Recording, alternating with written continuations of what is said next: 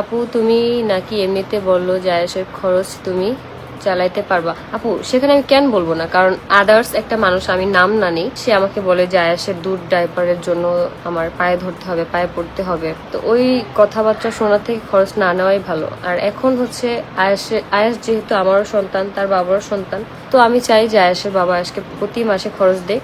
তারপর হচ্ছে এখন আমাদের মধ্যে কথাবার্তা, আমাদের মধ্যে বলতে উকিলের মাধ্যমে হচ্ছে কথাবার্তা হয়েছে, অ্যাডভোকেট আপুর মাধ্যমে। তো আমি হচ্ছে খরচ চাইছি যে আয়েশের খরচ যেন দেয়। তো তখন হচ্ছে বলছে যে এখন যেহেতু ফ্যামিলিতে সমস্যা, যার কারণে হচ্ছে আয়েশকে এখন 3,000 টাকা দিবে। এখন এটাই অনেক কিছু, ফ্যামিলিতে সমস্যা থাকার পরও যে 3,000 টাকা করে আয়েশের খরচ দিবে, সেটাই অনেক কিছু, যে সবকিছুর ভেতর দেখে আয়েশের খরচটা বের করতে পারবে। তো তারপরে হচ্ছে সমস্যার সমাধান হলে হচ্ছে আয়েশের প্রপার খরচটা আর কি দিবে। তার জন্য হচ্ছে আমি বলছি যে ঠিক আছে, মানুষের সমস্যা থাকতেই পারে, 3,000 টাকা তো আয়েশের ডাইপারে কিনাও হবে না। আপু এখন যেটা দিতেছে সেটাই হচ্ছে মানে আমার জন্য অনেক হেল্প হবে। মানে বাসার যেহেতু 50 লাখ টাকা ঋণ আছে, তারপর হচ্ছে এখন তোমাদের ভাইয়ার আয়েশের বাবার হচ্ছে আলাদা একটা ট্রিটমেন্টের খরচ আছে।